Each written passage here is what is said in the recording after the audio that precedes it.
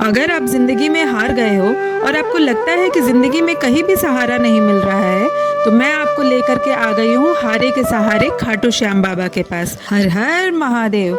मैं हूँ आपकी सरगम और सनातन की विरासत में आप सभी का फिर से बहुत बहुत स्वागत है। तो कैसे हैं आप सब? तो आज मैं आपको बताऊंगी कि आपको दिल्ली से खाटू श्याम कैसे आना है और जयपुर से आप खाटू श्याम कैसे आ सकते हैं। अगर आप दिल्ली से खाटू श्याम आना चाहते हो तो पहुंच जाइए सराय काले खां मेट्रो स्टेशन और मेट्रो स्टेशन गेट नंबर 1 से एग्जिट करके लगभग 50 मीटर की दूरी पे आपको बस स्टैंड मिल जाएगा।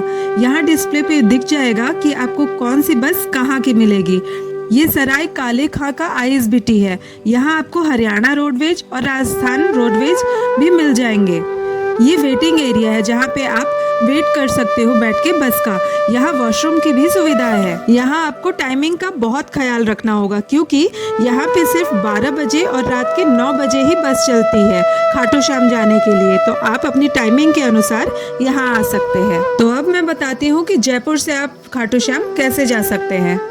हेलो एवरीवन, तो मैं आज आपको लेकर के जा रही हूँ खाटू श्याम और यहाँ सिंधी कैंप बस स्टैंड से आपको जाना होगा और ये रही बस और 150 रुपये टिकट का प्राइस है और आप आराम से यहाँ से 1.5 घंटे में खाटू श्याम पहुँच सकते हैं। तो चलिए मैं वहाँ दर्शन कराऊंगी आपको। यह खाटू श्याम जी का मंदिर राजस्थान के जयपुर सीकर जिले में स्थित है।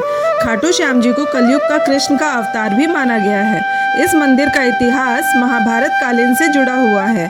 खाटू श्याम जी का नाम बर्बरिक था और खाटू श्याम पांडव पुत्र भीम के पौत्र और घटोत्कच और मौरवी के पुत्र थे। बचपन से ही वीर योद्धा के गुण थे। उन्होंने युद्ध करने की कला अपनी माँ और कृष्ण से सीखी थी। उन्होंने घोर तपस्या करके भगवान शिव से 3 बाण प्राप्त किए थे। ये 3 बाण उन्हें तीनों लोकों में विजयी बनाने के लिए काफी था। जब उन्हें पता चला कि कौरवों और पांडवों के बीच युद्ध होने वाला है तो उन्होंने भी युद्ध में शामिल होने की इच्छा जताई।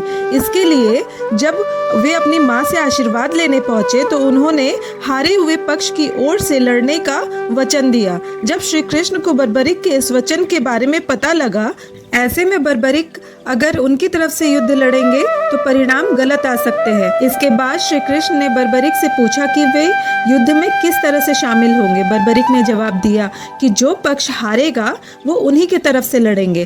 श्री कृष्ण को ज्ञात था कि युद्ध में हार तो कौरवों की होनी है। ऐसे में बर्बरिक को रोकने के लिए उन्होंने उनके शीश का दान मांग लिया। तभी बर्बरिक ने श्री कृष्ण के चरणों में अपना शीश काट कर रख दिया और उनसे आखिरी इच्छा व्यक्त की। उन्होंने कहा कि वे महाभारत का युद्ध अंत तक अपनी आंखों से देखना चाहते हैं। श्री कृष्ण ने उनकी इच्छा स्वीकार कर ली। बर्बरिक के सिर को युद्ध वाली जगह पर एक पहाड़ी के ऊपर रख दिया जहां से बर्बरिक ने अपनी आंखों से अंत तक महाभारत का युद्ध देखा। तो बोलो हारे का सहारा खाटू श्याम हमारा। तो मैं आ चुकी हूँ खाटू श्याम बाबा और सबसे पहले मैंने टीका लगवाया अपने श्याम के नाम की। तो आप मेरे पीछे जो पोल देख रहे हैं वहीं पे बस लगती है। अगर आप जयपुर या दिल्ली से आ रहे हैं तो बस से आप वहीं उतरेंगे। अगर आपको वापसी भी जाना हो तो वापस के लिए भी यहीं से बस मिलेगी। तो आप मेरे सामने जो रास्ता देख रहे हैं सीधा सीधा, तो वैसे ही रास्ते से आप खाटू श्याम मंदिर जा सकते हैं।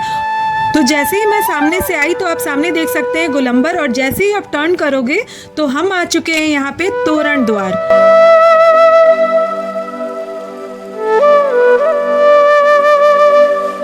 तो तोरण द्वार पर सबसे पहले मैंने लिए गुलाब और इत्र और यहाँ पे माहौल इतना अच्छा लगता है कि यहाँ पे जैसे कि ढोल नगाड़े बजते रहते हैं और यहाँ श्याम प्रेमी तो पूछो ही मत कि बस खो से जाते हैं। और यहाँ पे कुछ मेरे फैंस भी मिल गए जिन्होंने मेरे साथ नारे लगाए खाटू श्याम बाबा के।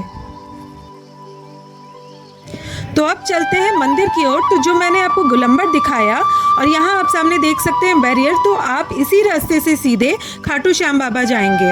यहाँ पे रहने की और खाने पीने की बहुत अच्छी सुविधा मिल जाएगी। यहाँ पर आप स्टे भी कर सकते हैं, लेकिन कई लोग यहाँ आते हैं और उसी दिन वापस दर्शन करके चले जाते हैं। तो यहाँ सीधे सीधे रास्ते से आप खाटू श्याम मंदिर जाएंगे और ये देख सकते हैं दरवाज़ा। इस दरवाजे के अंदर ही आपको जाना है और इसी रास्ते से आपको खाटू श्याम मंदिर का रास्ता मिल जाएगा।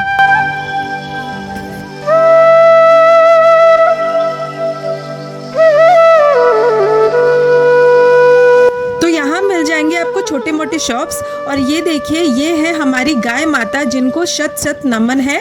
और ये 5 पैरों वाली गाय माता, ये कौन सी गाय है? ये कामधेनु गौ बोलते हैं इनको। ये पंचमुखी गौ माता, पंचमुखी गौ माता है। ये 5वां पैर है इसके ऊपर बाबा श्याम की कृपा, जब ये कुदरत से निकला हुआ है।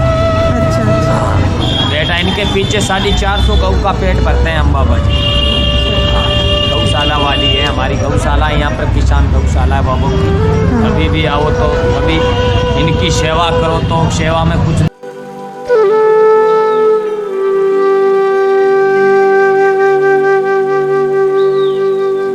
तो ये है मेन गेट खाटू श्याम बाबा मंदिर के अंदर जाने का। और यहाँ पर जो लोग भी झंडा लेकर के आते हैं वो यहीं गेट पे रखवा दिया जाता है। आप सिर्फ अंदर इत्र, फूल और मिठाइयाँ लेकर के जा सकते हैं।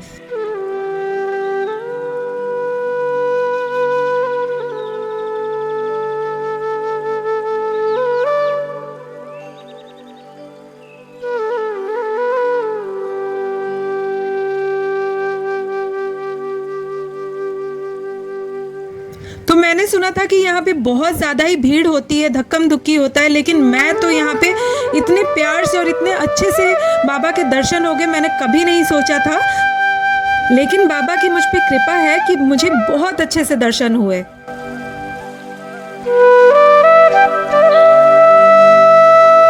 तो मैं आ गई हूँ खाटू श्याम कुंड। खाटू श्याम मंदिर से कुछ दूरी पर खाटू श्याम का कुंड है। माना जाता है कि इस कुंड में खाटू श्याम जी का शीश मिला था। इस कुंड को श्याम कुंड के नाम से जाना जाता है। यह जल गंगा जल जैसा ही पवित्र माना जाता है। इस कुंड में स्नान करने से भक्तों को चर्म रोग से मुक्ति मिल जाती है। कहते हैं यदि कोई महिला पुत्र की प्राप्ति के लिए स्नान करे तो बाबा श्याम उसकी मनोकामना जरूर पूरी करते हैं। और भक्तों की माने तो इसमें नहाने से सभी तनाव खत्म हो जाते हैं। ये कुंड 12 महीने पवित्र जल की धारा से भरा रहता है। और कहते हैं इस जल की धारा सीधा पाताल से आती है। कहते हैं यहाँ जो कोई भी नहाता है उसकी मनोकामना जरूर पूरी होती है। तो हमारा सफर यहीं तक का था। मिलते हैं नेक्स्ट वीडियो में, तब तक के लिए हर हर महादेव।